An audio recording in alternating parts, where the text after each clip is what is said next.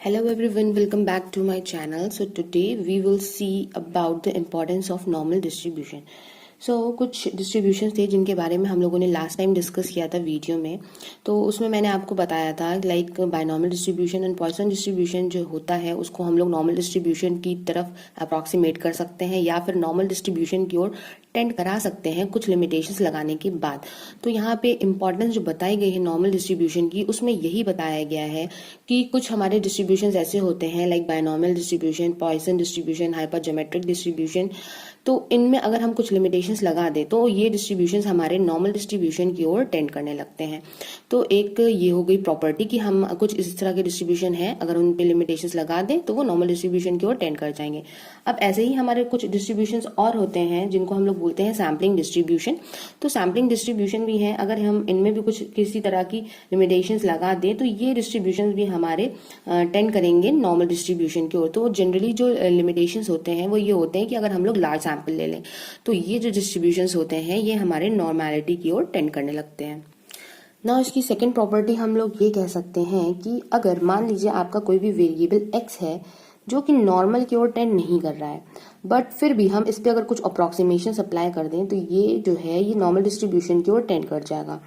अब अगर मान लीजिए आप कि हमने जो ले लिया वो ये लिया कि जो x था हमारा वेरिएबल ये हमारा क्या था, पॉजिटिवली स्क्यूड था। पॉजिटिवली स्क्यूड था तो कुछ इस तरह से इसका ग्राफ बनेगा।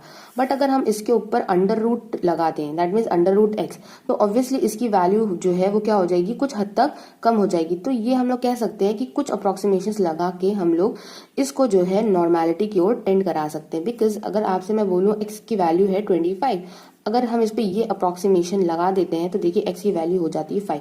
तो x की जो वैल्यू थी वो देखिए इसकी क्या हो गई है, रिड्यूस हो गई है। तो हम ये कह सकते हैं कि कुछ अप्रोक्सीमेशन अगर हम लगाएं तो जो भी हमारा स्क्यूड डेटा है उसको हम नॉर्मैलिटी के फॉर्म में कन्वर्ट कर सकते हैं।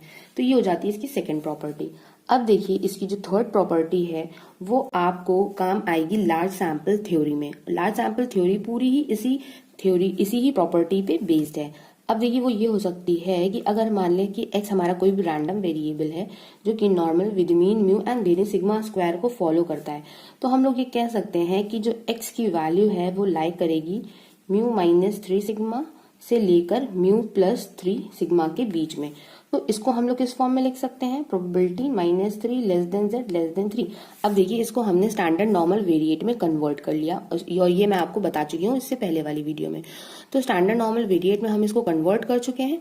अब देखिए ये जो वैल्यू लेगा ये लेगा 0.9973। तो इसको हम लोग यहाँ से लिख सकते हैं probability mod z is greater than 3 is equal to 1 minus probability mod z less than equal to 3। अब यहाँ पे देखिए इसकी वैल्यू जब हम लोग सब्सटीट्यूट करेंगे तो यहाँ से ये क्या हो जाएगा 0.0027 इसको सॉल्व करके। तो ये आपका जो है ये प्रॉपर्टी आपको लार्ज सैंपल थ्योरी में काम आएगी। तो आप लोग इसको अच्छे से समझ सकते हैं। इसकी जो फोर्थ प्रॉपर्टी है वो हमें ये बताती है कि कुछ जो हमारी सैंपल स्टैटिस्टिक्स होती हैं तो अगर हम लोग उनके लिए लार्ज सैंपल ले लें तो वो भी हमारी नॉर्मैलिटी की ओर टेंड करने लगती है। अगर मैं आपसे बोलूं कि x हमारा कोई भी रैंडम वेरिएबल है जो कि नॉर्मल डिस्ट्रीब्यूशन को फॉलो करता है with mean mu and variance sigma square, then अगर मैं स्टैटिस्टिक ले लूं t is equal to x bar तो आपको ये पता है कि x बार भी आपका नॉर्मल डिस्ट्रीब्यूशन को फॉलो करेगा with mean mu and variance sigma square by n। तो ये भी इसकी एक प्रॉपर्टी होती है कि जो भी आपकी कुछ मतलब स्टैटिस्टिक होती हैं तो अगर हम उनको लार्ज सैंपल पे बेस्ड ले लें तो वो भी आपका नॉर्मल डिस्ट्रीब्यूशन को ही फॉलो करेंगी। एंड इसकी जो फिफ्थ प्रॉपर्टी है वो ये है कि जो नॉर्मल डिस्ट्रीब्यूशन है इसका यूज हम लोग SQC में बहुत ज्यादा करते हैं। SQC में हम लोग नॉर्मल डिस्ट्रीब्यूशन का यूज करके पता लगा सकते हैं कि हमारा जो प्रोसेस है वो कंट्रोल में है या नहीं है, बिकॉज उसमें हम लोग 3 सिग्मा लिमिट्स का यूज करते हैं। तो जो लोग SQC पढ़ चुके हैं उन लोगों को पता होगा कि हम लोग SQC में नॉर्मल डिस्ट्रीब्यूशन का यूज किस तरह से करते हैं। ये इसकी लास्ट प्रॉपर्टी थी। तो ये कुछ प्रॉपर्टीज है नॉर्मल डिस्ट्रीब्यूशन की जो कि आपको अच्छे से लर्न होनी चाहिए। नाउ अब हम लोग इसकी जो नेक्स्ट वीडियो है उसमें हम लोग कुछ क्वेश्चंस जो है वो डिस्कस कर लेंगे नॉर्मल डिस्ट्रीब्यूशन पे बेस्ड। आप लोग देखते रहिए मेरी वीडियो एंड आपको अगर मेरी वीडियो अच्छी लगी हो तो मुझे कमेंट कीजिए और वीडियो लाइक भी कर दीजिएगा और चैनल को सब्सक्राइब भी कर दीजिएगा।